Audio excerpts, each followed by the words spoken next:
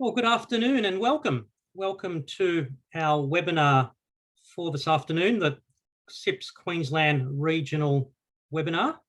My name's Peter Morochovitis. I won't do an official welcome until we get everyone on board, so we'll just wait a few moments to get everyone on board. It'll take a bit of time for people to be able to link in with us. In the meantime, if you would like to use the chat functionality, and in doing that, you might want to do a welcome to country or an introduction or a few words just to say who you are, where you're from, introduce yourself. Although this is a Queensland and specifically Queensland regional webinar, we have people from all around the country. So yeah, it would be nice to see where you're from.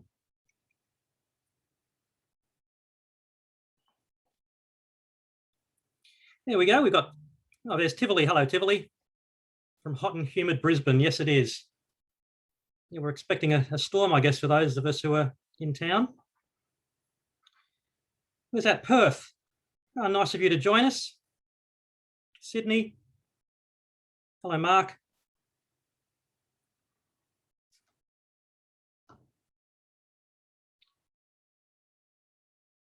Oh, there's Dougal. Hello, Dougal. Dougal's going to be one of our panelists today.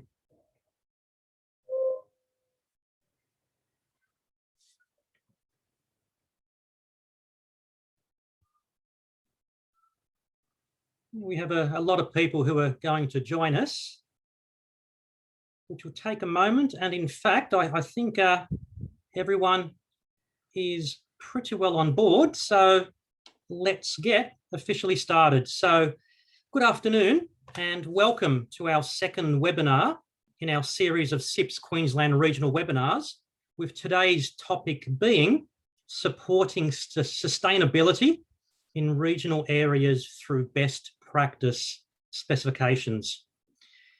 Let me again introduce myself. So my name is Peter Morochovitis. I'm a member of the CIPS Queensland Committee, and today I've got the privilege of hosting and moderating our panel discussion. So today we're going to bring to you 4 very experienced procurement professionals, and they'll share with you their knowledge and experience on our topic, the topic being specifications writing, and in particular with a sustainability focus. So before I introduce our panelists, let me just share with you our agenda for today's webinar. So firstly, I'm just going to just provide a few details on these Queensland regional webinars, and then we're going to move into part 1, which is going to help you with some tools and tips about best practice specification writing. And then part 2, the heart of our discussion, will be presented through 3 very interesting case studies, which you can see there from Coca-Cola, Seqwater, and One Harvest. And when that's done, we'll open things up for a panel discussion and audience Q&A. So in Zoom, there is the Q&A functionality. Please use that to jot down your questions, and we'll be using that to, or as the basis of the questions we would like our panelists to answer. So start doing that straight away. So when you're hearing the presentations and when you're hearing the case studies, that might trigger your questions straight away. Start doing that straight away, and that way we can capture those questions early, digest them, and be able to have the panelists respond to those in part 3. So let me just go back to the top part of that agenda, and that's the objectives of Queensland regional webinars. This is our second Queensland regional webinar, and over the past couple of years, we've had a fair bit of feedback from the regions that maybe we weren't quite including them enough. So we've listened, and as a result, the Queensland Committee is putting more focus into the regions, I guess for the reasons of your feedback. And in doing that, we've got the webinar series. Some of you might have been part of the first one, which was back in April, and the topic there, what was that topic? It was about how can procurement deliver value in regional areas. And as well as these various topics, we're also featuring different regions within Queensland. And that first webinar was focused on Townsville. This second one is focused on the Ipswich and Western Brisbane region of the state. So that's the way we're working it. The organisations presenting are from that area, and yeah, they're the ones which are going to be bringing us those great case studies coming forward. And in particular to this topic, specifications, then as a result of your feedback also, that's why we have chosen this topic of specifications, because there was a lot of interest in this topic. And also in particular for us to present procurement training topics and also case studies as part of these webinars. And that's what we're doing for you. So let me now, without further ado, introduce our 4 speakers. Firstly, Dougal Lodge. So Dougal has been a member of the CIPS Queensland Committee for the last couple of years. He's a senior consultant for Queensland with Arc Blue and works with a range of private and public sector organisations after a 25-year career in procurement and commercial roles. Ben Oxley. Ben's the head of regional procurement for packaging at Coca-Cola European Partners, which was formerly Coca-Cola Amatil. And he's also the business partner for sustainability for that organisation. So Ben's been with Coca-Cola for about 13 years. And he's been responsible for packaging, ingredients, cold drink equipment, and production equipment in the procurement team. And before that, he had a number of years at Cadbury Schweppes in regional roles around packaging and ingredients. So welcome, Dougal, welcome, Ben. Our third speaker is Rhiain. Rhiain Llewellyn is the head of commercial services at Seqwater. And in her current role, she's the manager commercial services. And there, her main accountability at the moment is leading an important transformation, which will enable a more efficient and effective delivery of procurement for Seqwater and enable the team to focus on delivering greater commercial benefits across the supply chain, which I guess should be the aspiration of every supply leader. So that's wonderful. Welcome, Rhiain. And last but not least, Chris Butler. Chris is the head of procurement at One Harvest, and Chris has worked in procurement for much of his career and recently joined One Harvest in a new role to head up its procurement team. He's tasked with implementing the procurement structures and systems necessary to support One Harvest's growth strategies. And prior to that, he worked for several years at Virgin Australia, where he led a large procurement team and many categories, including ground operations, catering, and fuel. So let's get stuck into hearing from our speakers, and I'll hand over to Dougal.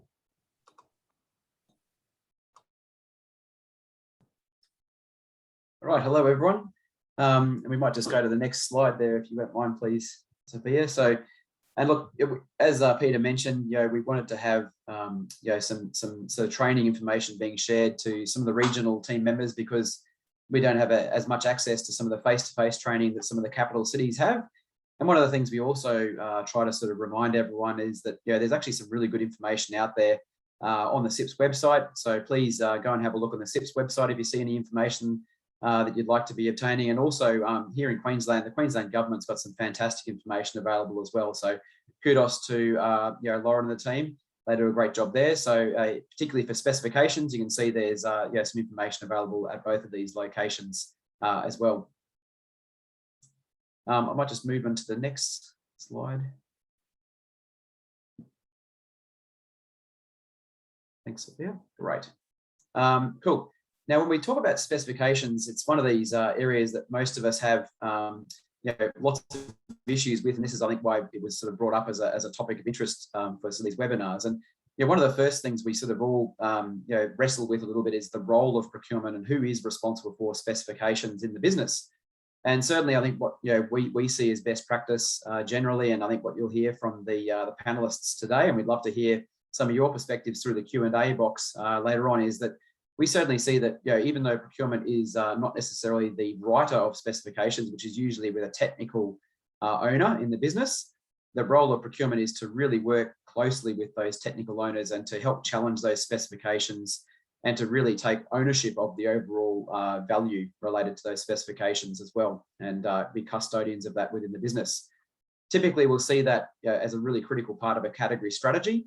And usually you'd see some sort of supplier market analysis that would take into account a review of specifications in your business and some comparisons to maybe other organizations. And you can see where you have maybe competitive advantage or competitive disadvantage based on your specifications. And then you can start to build some plans in the business to start to address some of those, either to look at different areas of value generation. And obviously the main focus today is about sustainability. And certainly we do see that this is a really important focus to engage the business around how to incorporate some of those sustainability elements into your specifications as well. We talk about functional and performance and technical specifications, and typically, this is a good discussion to be having internally based on the sort of product or service that you're buying, and looking at what is your level of knowledge of the particular item, and whether or not you know more than your suppliers or less than your suppliers, whether you want to be encouraging more innovation from your suppliers, and whether or not you've got enough time to even develop these specifications. So all those sort of attributes can help you work out what sort of type of specification makes best sense for that particular activity that you're looking to be sourcing. When we look at the difference between specifications and scope of work, this is a common question that comes up quite a lot when we're running the training sessions on spec writing. And so typically you see specifications generally, especially in the public sector, attributed to a product. And we typically see a scope of work being more attributed to a service, but generally a scope of work will cover a lot of other items, such as timelines, milestones, and other attributes to the items that you're actually looking to be purchasing. So it's more of a special specification is sort of the way we sort of think of it. But one of the things we definitely do encourage, instead of the procurement team being handed a specification at the last minute from your different teams in various organizations, we definitely encourage trying to get really a lot more early engagement to look at your specifications, have a bit of strategic involvement in what those specifications could look like, and certainly as an input to developing your evaluation criteria and weightings, because what's important to your organization should be obviously part of your spec, and then it could also be then really incorporated to drive some of those change elements through your evaluation criteria and your weightings. I think the next slide might take us in a bit more detail around some of these. So what we certainly see is that trying to operate under the SMART principles is a really good approach to your specifications. I'm sure most of us has come across specs where they've been copied and pasted, and sometimes the information is not particularly relevant to what is it you're buying. So that's a role of the procurement team, is to really make sure that it's specific, it's measurable, it's achievable, it's relevant, and it's tight. So those are the sorts of parts of the requirements that we should be really encouraging our team members to be working through as they're sending us these specifications, and we're developing those specifications with them. Go to the next slide there. When we talk about specs, the development of a specification is actually quite an important part of the process. And typically we talk about specifications being roughly 70% of the value of the product or the service that you're buying. So really important to spend time on developing your specs with your partners. When we first stop is just to look at the business need. So what it is that we're actually looking to be sourcing and buying for this particular product or service. As we mentioned earlier, researching the market, understanding what it is that's available in the market, and what's our aspirational requirements in the future as well. Getting a bit of an understanding of risk and making sure we do incorporate that management of risk into the specifications. Opportunities for improvement. This is a really good opportunity to sit down with your stakeholders as part of your category strategy or as part of your overall process to look at how could you improve these specifications as well. Again, linked to the evaluation criteria, looking at that type of specification. So for this particular product or service, is it better to be a technical specification, a functional specification, or a performance specification? Making sure we do take the time to draft the specifications, share it with our peers, make sure we get the feedback and go through this process before we include it in the final version for your activities to go to market. So as you can see, there's quite a few steps. If you're looking at sort of best practice specification development, that's actually a good way to try and approach it. And you'll hear from the panelists here about how they've done this themselves. Let's go to the next one, please. And when we talk about opportunity analysis, and certainly when it comes to things like sustainability and incorporating sustainability into our specifications, you can see how this is such an important element to be talking to our stakeholders and making sure we're building it into our approach. So whether that's bundling items together or it's unbundling. So you'll hear in a couple of our case studies how some of the organisations have unbundled their specifications to allow local suppliers or different types of social suppliers to be able to participate in the activities. Talk about standardisation. Substituting materials, so give yourself a lot of flexibility around how you might be able to buy from different types of sources or origins, especially with today's supply chain risks, making sure we understand what we can source locally if we need to for some of those items which might have some supply chain risks in their supply chain. Value engineering is obviously a big part of specifications, so working with your technical partners around how we can do this, even in working with your suppliers and getting them to give you feedback around how you can actually drive value through your specs, because a lot of the times our suppliers may know more about our products and our services than we do. So great to talk to our suppliers and incorporate that stage into our sourcing process as well. Again, looking at substitutes, and then when you're looking at the overall supply chain, looking at how we either integrate logistics or unbundle logistics into the product or service that we're buying as well, because that can have sometimes a really big cost and also can have big risk associated with it as well. So in general, we want to be suggesting that you should really look at all these types of options to see where there's opportunities and value for money, and obviously sustainability options as well. What I'd suggest is if you've got any questions at all coming from some of the slides we've just been through, please put it into the Q&A. We're very happy to answer it towards the end. I'll now hand over to the next speaker, and we'll take through some of the actual case studies where we bring this to life a little bit.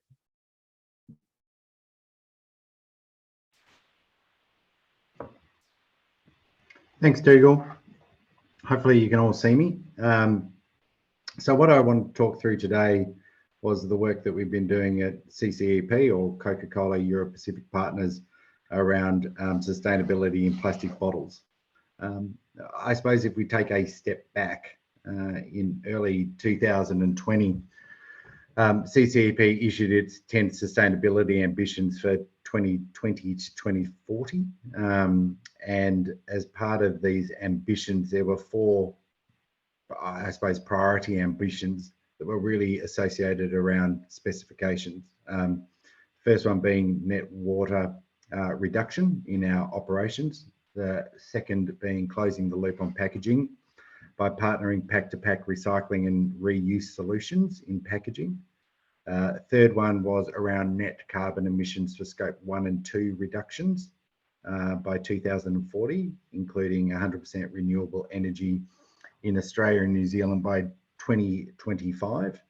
And we've also recently committed earlier this year to RE100, which is 100% renewable energy by 2030 across all of our operations.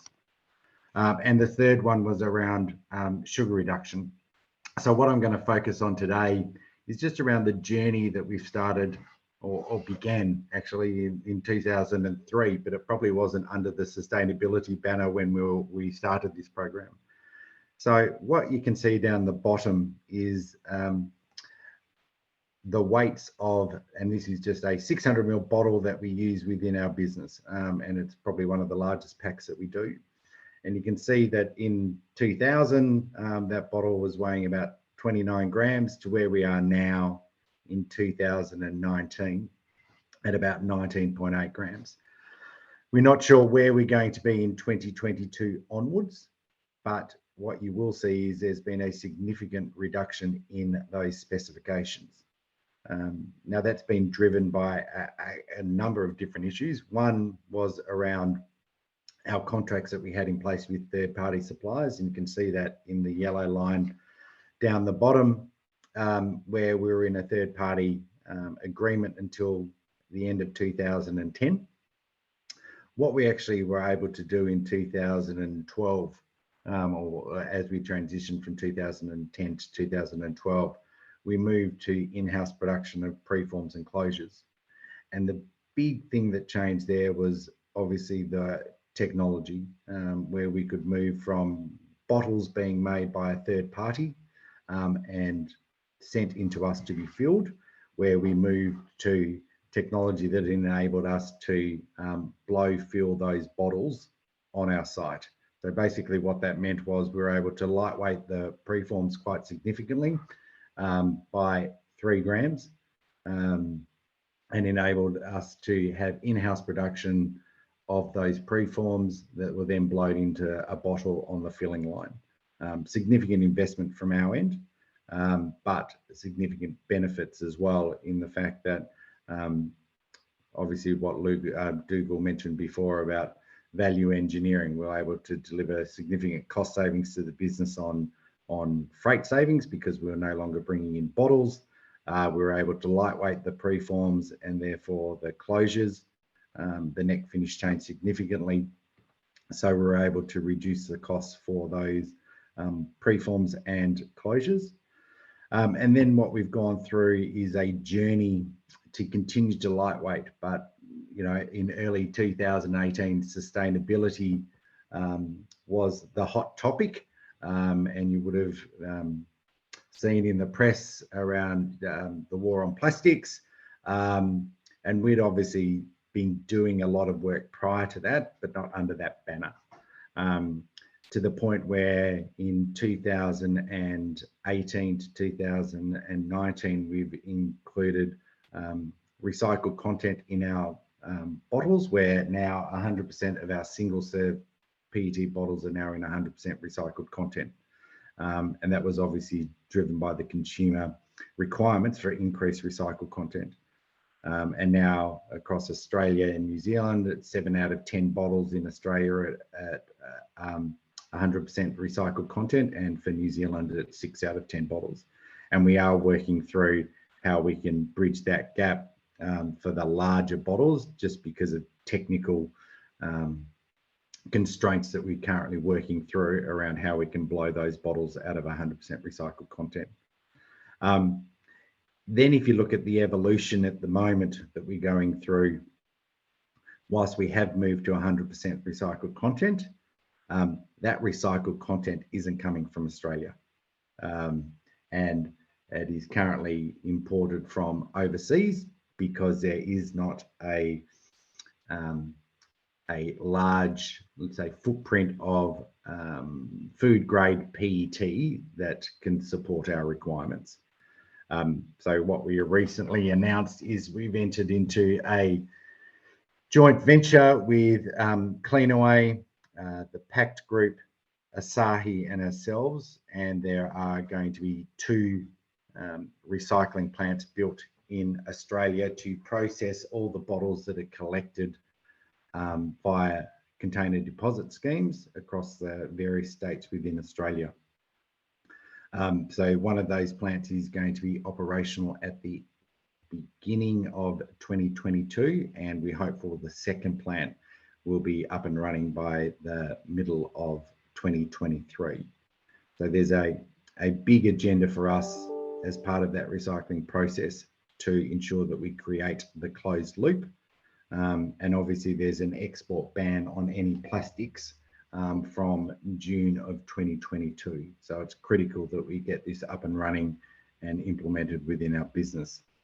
The future plans and how we collaborate with the supply chain, there's a lot of work going on, as I mentioned before, around renewable energy that the business has undertaken. We're part of a consortium with the Murra Warra Wind Farm in Victoria, which supplies about 40, our Victorian business, which is 40% of our total energy consumption in Australia. So we're currently sitting at 40% renewable energy within our Australian operations, and our plan is to get that up to 100% by 2025. So that's the journey that we've taken around specifications. And I suppose the only other piece that I'd add, I mean, specifications and sustainability go hand in hand with our business at the moment. Every piece of packaging that runs down our line, it's how we can value add and lightweight that, reduce, is it going to be able to be recycled? And when we design packaging, we're ensuring that we're designing that packaging at the front end, that it's the most sustainable pack that we can put out into the marketplace. So that's all I was going to cover off today. Again, as per Dougal, if you've got any questions, happy to answer those in the Q&A session. And I will hand over to the next speaker for case study 2. Thank you. Thanks, Ben. Good afternoon, everyone.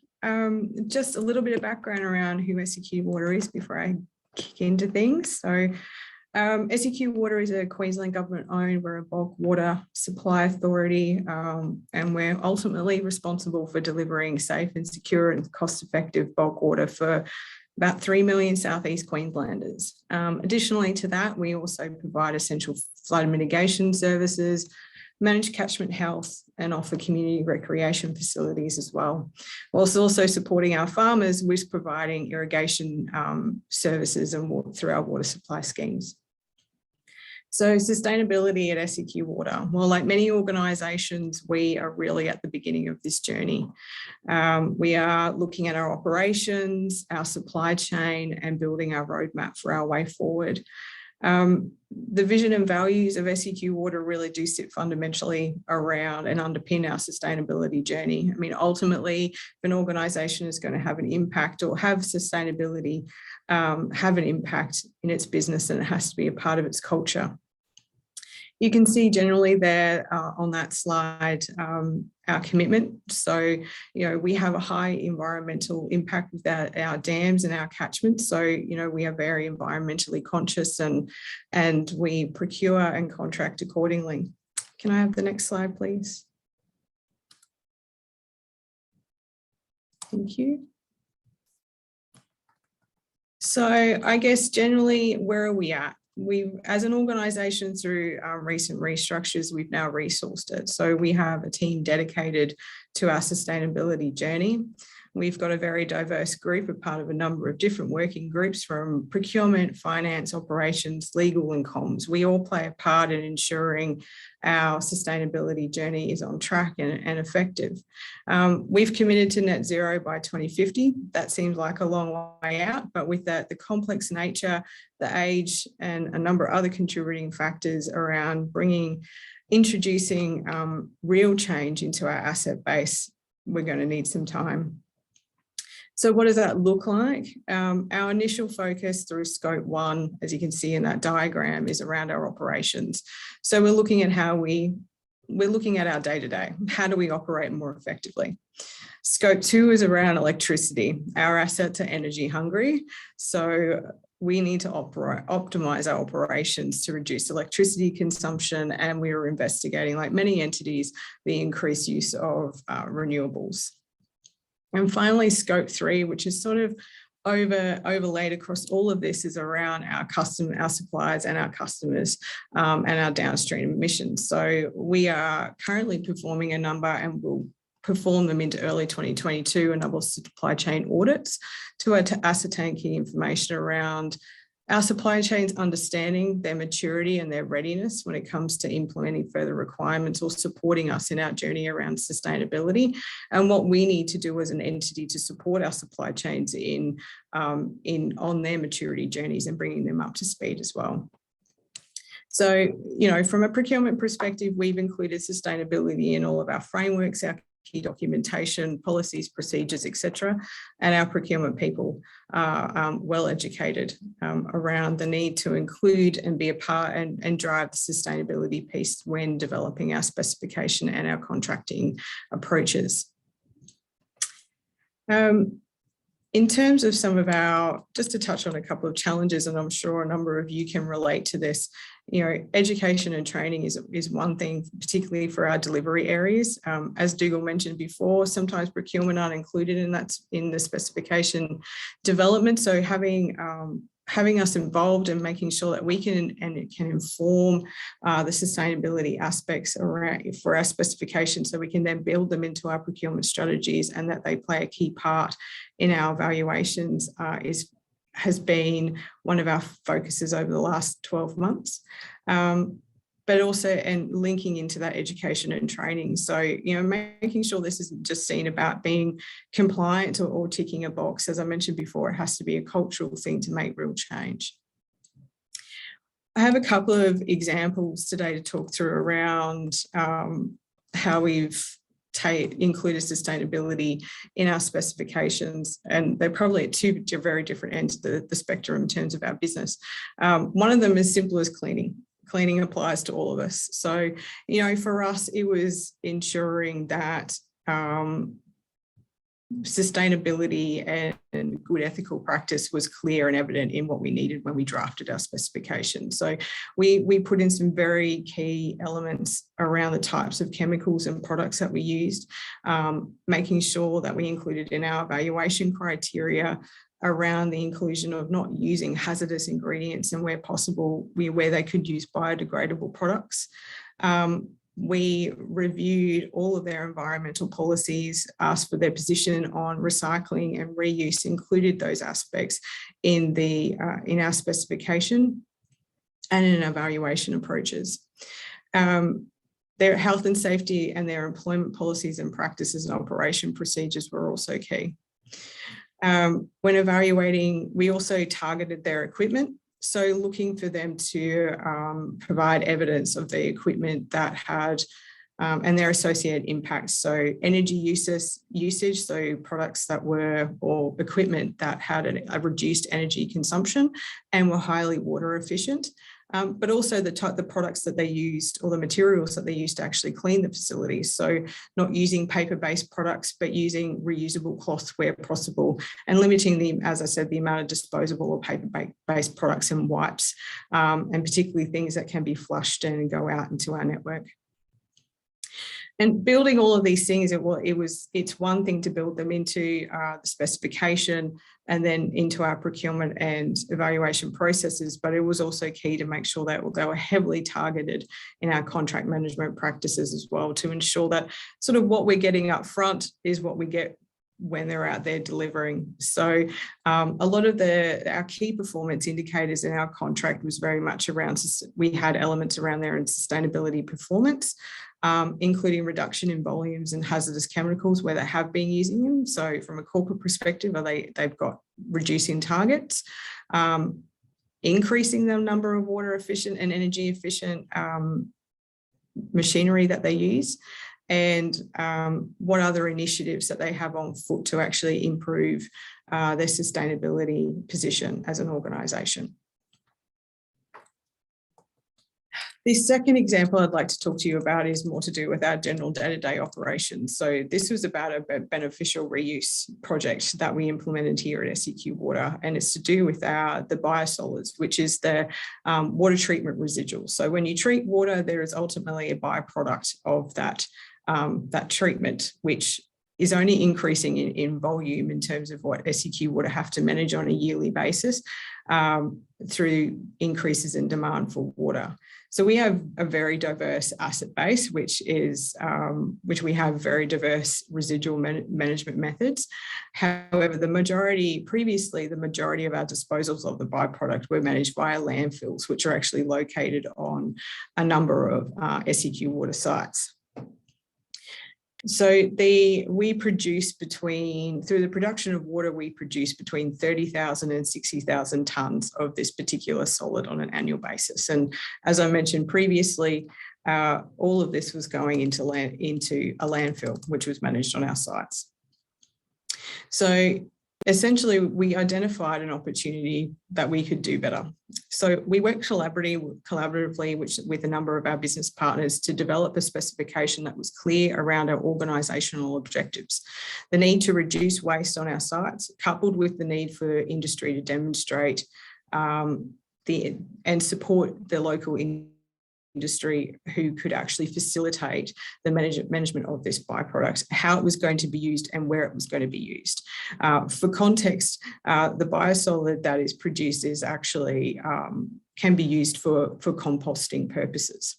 So it's excellent for organisations who build those or develop those sorts of products. Coupled with the actual beneficial reuse side of it was, of course, the transport element. So how do we transport these tons of biosolids that we produce annually to the respective sites? So we identified a number of different sites throughout Southeast Queensland. Seqwater has assets from the New South Wales border right up through to the Toowoomba Ranges and out to Gympie. So we really targeted our specifications and our procurement strategy around supporting local industry and our local supply chains. We ended up going with transport companies that were actually within a certain kilometre radius to our treatment plant and to the beneficial reuse facility, therefore reducing the time and volume of vehicles on the road, and therefore reducing emissions, time, etc. We could have used larger transport companies. There are plenty out there that actually specialise in this service. But in order to maintain our commitment around sustainability and supporting our local supply chains, it was a fundamental element around the outcome that we wanted to achieve with this particular procurement, that we focus on the local side and the local buy aspects. So with sustainability becoming more and more of our focus, this particular procurement was a great example of where we've been able to reduce our carbon footprint, less fuel with less vehicles on the road, reducing less emissions. We've proactively managed and reduced the waste that we've gone to landfill. It's going to a beneficial reuse provider. We've built and maintained a reputation with our service providers. We've supported our local communities and our local supply chain. And we've reduced our costs associated with travel time. And finally, we've met all our legislative and organisational objectives. Thank you for your time today. I'll hand over to the next speaker. Pop any questions in the Q&A.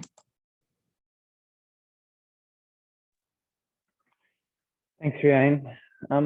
So first of all, I'm Chris from One Harvest, and first of all, I'd just like to say thank you for the opportunity to be here and talk with you guys today. So I might start by just giving you a bit of a rundown about One Harvest, because this group may not be totally familiar with us as a company. So we started out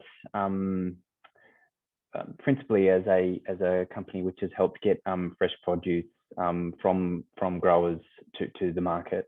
And that business converted to a wholesale business in sort of the 70s, where it was talking about how can we, I guess, convert raw produce to allow packaging of that fresh produce to allow it to get to have a further reach and to get into more Australian households cupboards for their weekly meal planning. A key part of that business was the development of technology which would allow bag salad, and particularly baby leaf, which is where the origin of our business has come from. So originally we were branded as the Harvest Company, and we've been known as several things such as Harvest Fresh Cuts, and we incorporate the VegCo product, which is out of the southern states. But most of our products is available in all of the key retailers, and is typically branded with those retailers. But that's sort of the origins where we've come from, and where we are today. If we can go to the next slide, I can talk about what we look like today. Thank you. So effectively, we make a range of the bagged salad product or bowled salad products with sachets of ingredients with it to make convenience kits, as well as things like stir fry kits and other sorts of salads. We produce our products across 4 facilities across the country. So we've got we're producing out of Brisbane, Sydney, and regional Victoria and Bairnsdale, which is largely servicing the east coast of our customers' east coast network, and we're servicing the west coast through our Perth operation. So we've grown from being a relatively small operation to being something which is very significant in the space that we play at. Naturally, what you can see in terms of the growth of the business is that we've moved from being a relatively simplistic operation to being one that's more complex in terms of having both bulk ranges as well as convenience ranges. So therefore, our requirements and our reliance on the supply side to help us deliver those things to our customers has become more complex, and we need to capture that within our specifications naturally. And the other key thing that's relevant is that sustainability has absolutely grown to be the key theme for our generation and into the future, and that very much plays a part in terms of how we produce our products and how we meet our customers' requirements. So we can go to the next slide and talk a little bit about how that has influenced what we're doing on the packaging side of things. So if we're talking about the circular economy, we're talking about things that we need to do to reduce the negative environmental impacts, both in terms of products that we're bringing into the business, as well as how we're using those products, so how we're managing our operations as well. So what I wanted to show here is really how the game has changed in terms of what we need out of our packaging from the past. So back when we started and we first introduced bagged salad into the country around 20 years ago, to what we need now, and so what was a nice to have then versus what is a nice to have now. So it all started in terms of being able to protect the materials, the delicate salad materials which are in the bags, to be cost effective, enable us to get it to market, and particularly to enable us to have some longevity in terms of the product, so that it stays fresher for longer, and allows customers allows us to reach more product as a consequence. So those things have always been core to what we need to do to meet our expectations. Back in the early days, the aesthetics of the product was more of a nice to have, and that's now shifted to be something which is really critical as competition has increased in our market space. You need to make sure things look fantastic on the shelf and in the fridges there, and you probably all have seen how much the retailers have worked on making those things pop when you're going into the supermarket.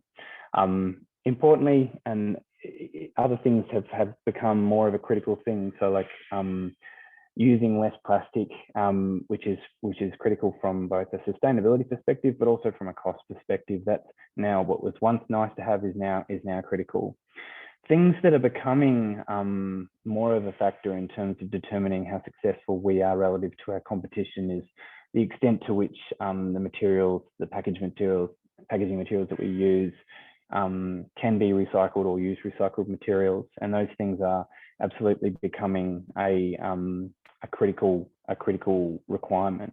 The evolution of the technology in terms of what can be done when it comes to flexible films like we use for our bagged salads and lidding materials is going at different sorts of rates to what we're seeing in sort of the hard plastics space where Ben was referring to in terms of Coke's journey. But those things are still very much relevant. We're all part of the same journey when it comes to eliminating single-use plastics and improving the proportion of recycled content, which is in our packaging materials. Going forward, I think that the big thing that's now going to be a big factor is really around traceability.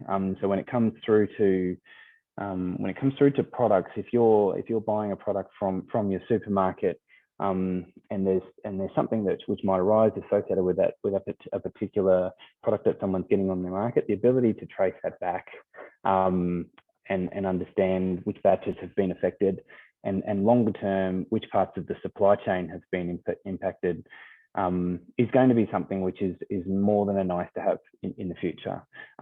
It's highly valued now, and it will become more than a nice to have in the future, I would suspect.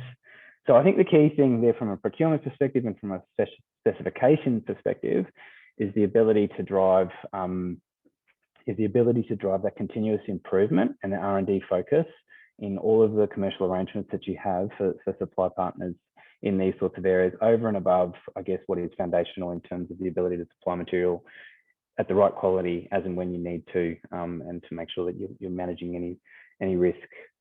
I'll just shoot through to the last slide really quickly, and then we'll get to the Q&A part of the session, being mindful of time. So the other aspect of the circular economy is what we're doing on the sites.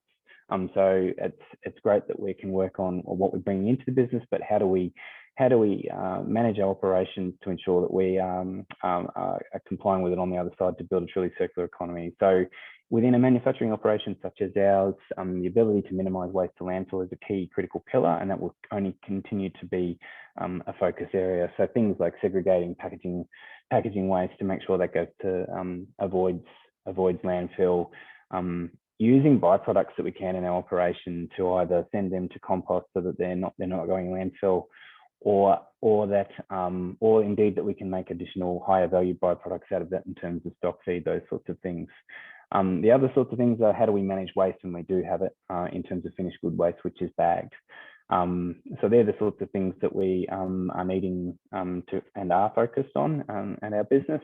The other piece that will always be ongoing is what can we do around use of utilities in the operation, and how do we manage that together with the technical requirements that our customers have, and then how do we reduce chemical and utility usage when it comes to things like hygiene and cleaning systems around the business.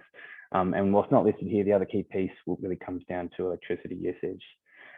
The only other thing I was just going to say here before I throw it over to Peter is really that specifications and capturing what we need in relation to sustainability are key and really relevant, and a critical part of the planning phase that sets us up for success in our commercial arrangements. But without the effective governance and a relationship management, it really puts us in a difficult position, all of us, any of us, in a difficult position to be able to unlock those key value adds. So I think always, as we all do in our function, it's looking at what can we do during the planning phase of the arrangement, but also how do we manage those relationships to ensure that whatever the good work we get down in terms of developing specifications that are right for now and into the future, we can actually yield the benefits of in time. So thank you for hearing me out. I'll throw it back to Peter to move to part 3 of the session.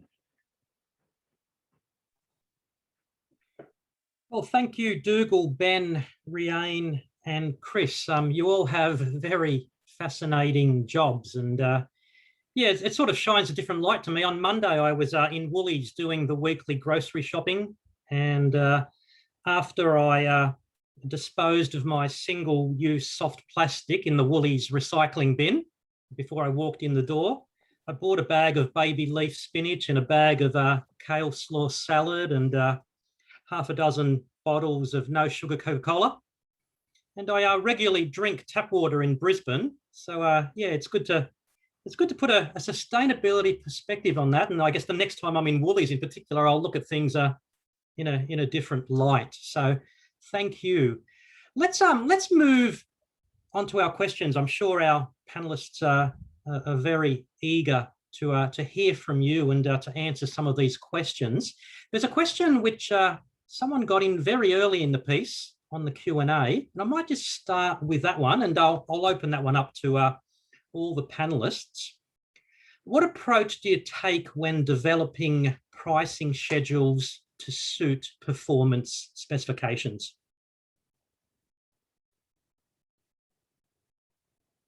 Does someone want to take that? Let me, in fact, if I shed a bit of light on that, sort of my view is when I'm working with a client on a specification, one of the first things I ask them to consider is how are you going to ask the market to price that? And, what is that pricing schedule going to look like as part of that tender or RFQ or RFP process? So when it comes to performance specifications, Is there any thoughts about an approach?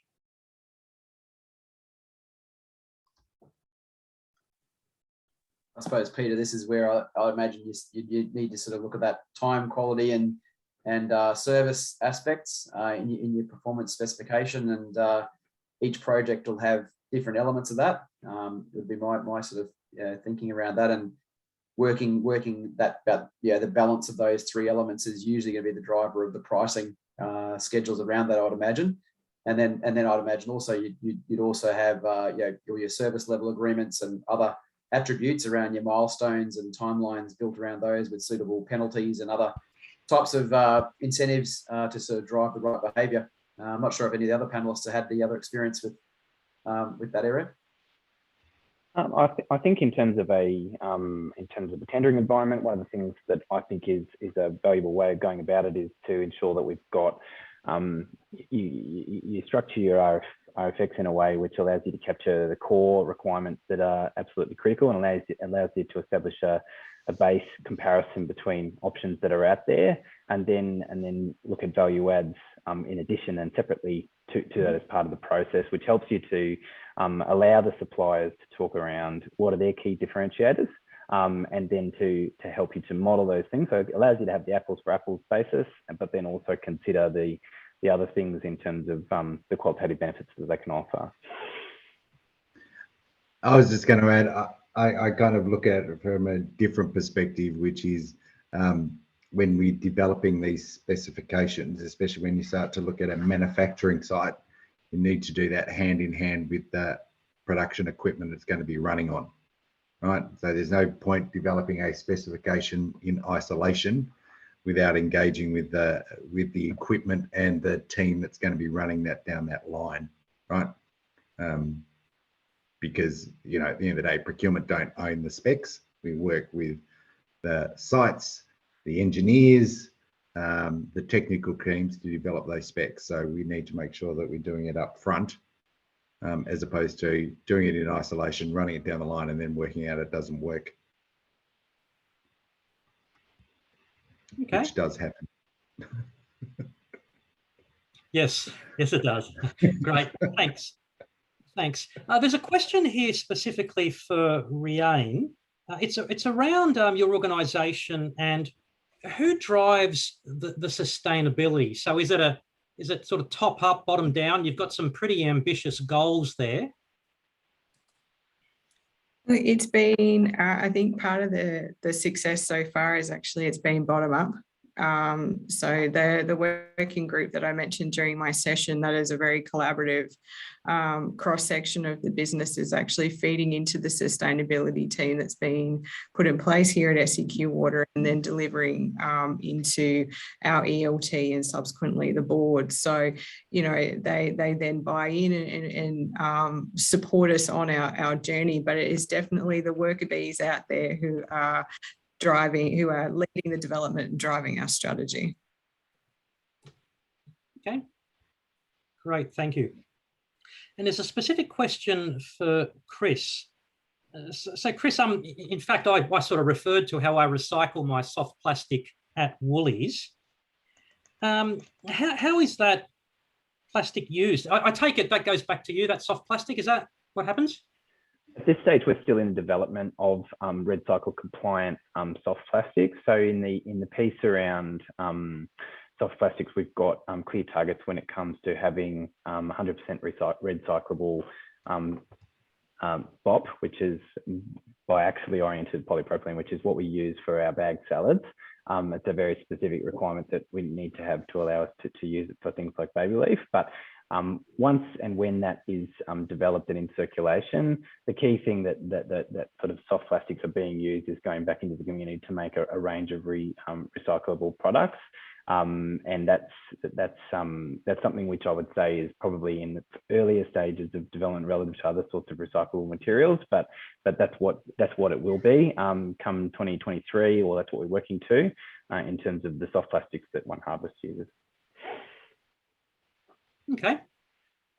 And that's similar for us as well. I mean, anytime you talk about soft plastics, the networks, you know, to what Chris is saying, they're not set up. I mean, Red Cycle is one element, but soft plastics is an area of packaging that needs to be focused on, even within our business, when you start looking at shrink film and stretch film, all those type of labels around bottles.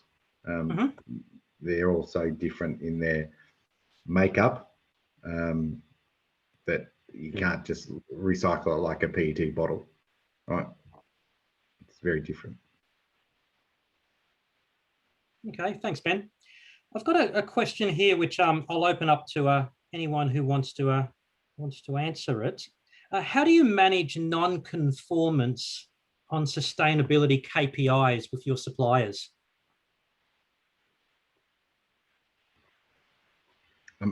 I can go from my end. I mean, I think up until this point, on sustainability, our focus has been on around ethical sourcing.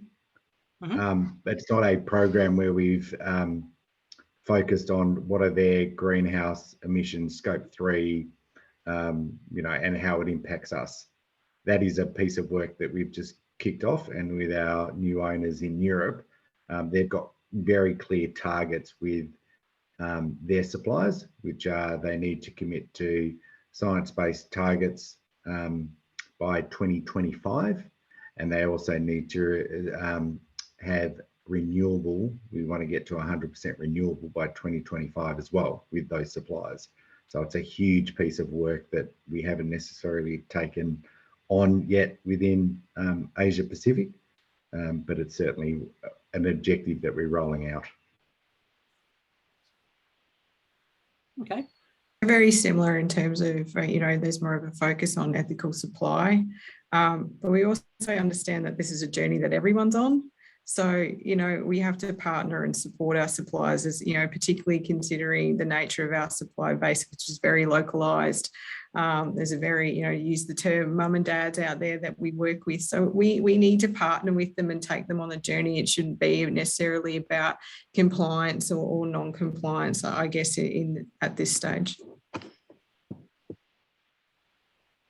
Yeah, so to add to that, I think absolutely from a modern slavery and from a social procurement perspective, those are things that are now a positive obligation on all of our new supply arrangements, and that's part of that. I think when it comes to sustainability, and particularly when it comes to development of sustainability solutions, I think the key thing is really capturing what the continuous improvement commitments are in terms of presenting opportunities on a periodic basis, and the ability to work through those together collaboratively during the governance process, and what are the ramifications, establishing ramifications for the supply not meeting that.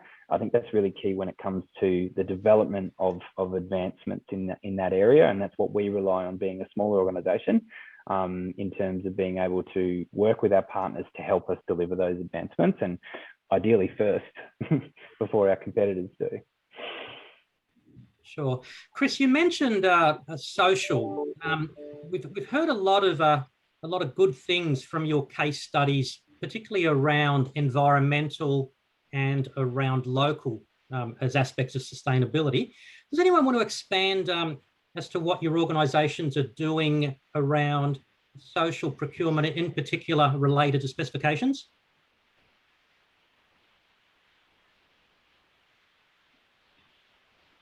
Again, I think from a One Harvest perspective, the key thing is really around understanding where there's the greatest potential for risk in our operation. So when you look at our business, there's certain services which are higher risk, either being that they're that they're produce suppliers, so they're working with folks who are doing the harvest type work in terms of farmhand type work, or together with logistics. So a large part of our cost base will be logistics and moving product around. So there's those sorts of things. So really just zooming in on the suppliers' awareness of those risk areas and what they're doing to manage those risks in those supply chain, and being proactive around that. And I think, as Rhiain said, it's every company and every part of this organisation, or these organisations, are in this together. So it's working with our key supply partners around having visibility of those sorts of things, and then working together to resolve issues if they do arise. Okay, great. I'm just looking at our time, we're just about out of time. I might just conclude by asking one more question. Supplier relationship management. So we're talking about specifications and managing sustainability through the specs. How important is SRM in that, and how is it related in your organisations? It's fundamental at the end of the day. We can't put these things in place in isolation in terms of having them in a spec and evaluating them through a procurement process. It's all interlinked. So, you know, it has to flow into that contract management practice, and it has to then have that, you know, we've talked about this a lot today, that overarching support and with our suppliers. So it has to be built into your supplier relationship management frameworks to fundamentally support and bring our suppliers along to then support the inclusion of it in our delivery, the delivery phases, including our specifications and contract management approaches. Great. Does anyone else want to expand on that before we wrap up? And look, I agree. I mean, we can't do this in isolation, right? They're all interlinked, whether it's the retailers, our suppliers, the consumer. It's all completely interlinked. I mean, everything that we do now, certainly around packaging, is related to sustainability. If that's not number one on the list, then you're not doing your job, right? Because sooner or later, the Woolworths and the Coles of the world are going to say, I won't take any more plastic, you know, for secondary packaging, and your consumers will start to turn off packaging as well, right? And how often do you, to your point before, Peter, when you look at the supermarket and you look at some of the packaging and you go, it's a bag in a box that's wrapped in another bag, you know, you just kind of go, do we need all that packaging? So keeping it simple, addressing the concerns. You have to do that with suppliers as well as your own production facilities. No, brilliant. Okay, in wrapping up, can each of you just spend sort of 20 seconds just on a thought-provoking idea or important message you want to leave with the audience as we finish up? Who wants to go first? I'll go first. I just finished speaking. I mean, look, I suppose the simple piece is nothing should be off limits, right? People have perceptions within your own business and you need to challenge it. If, you know, even within our organisation, if you had said to the business 2 years ago that we would have a wind farm that's supplying renewable energy, they would go, what the hell are you talking about? And you just need to challenge everything that exists within the business, how you can do it better, and take knowledge and learnings from other businesses and apply them to your own. You don't have all the answers, but you've got to ask the questions. They're out there. Great. I fully agree with Ben, and I think I'll just add to that. I mean, you think about the amount of change that the world has seen in the last 15 years since iPhones and things first entered the market. You think looking what's going to look like in 15 years, and you can anticipate the level of change is going to be significant. So the key challenges for us all is, okay, well, we're talking about sustainability through one lens now. What's that lens going to look like in 5-10 years time? Because it's not going to be the same as it is now. It's going to be there's going to be more layers. So it's getting ahead of the curve. It's a challenge for us all. Great. Yeah, definitely agree with Chris and Ben. I guess for me, the challenge for organisations is making sure this isn't about ticking boxes and about being seen to be compliant or doing the right thing. This has to be about culture, and it's got to be a part of an organisation's culture to go on this journey. And, you know, and as procurement professionals, we need to challenge the norm and challenge our operation and delivery areas to make sure they're taking these things into consideration. Great, thanks. And Dougal. Look, I think it's been fantastic. Thanks for everyone for joining. Again, I think, look, I think not too much to add there, Peter, just apart from, yeah, I think same as what the guys are saying, just make sure you're challenging your stakeholders and and really asking those questions like Ben mentioned, because that's the way we're going to create change. Brilliant. Let me just conclude by thanking our panelists. Thank you for your time and your insights, and also the preparations you put in on making this webinar happen. And also to our audience out there, there's a lot of you all around the country, and yeah, it's great that you have joined us, and yeah, we trust that you've enjoyed it and you've learned a little bit more from our second webinar on the topic of sustainability around specifications. At the end, when you turn off, you'll find a post-webinar survey, and yeah, we encourage you to fill that out and provide us any feedback you might like through that mechanism. And we look forward to catching you at our next webinar or at one of our face-to-face events later on this year. Thank you and goodbye. Thank you.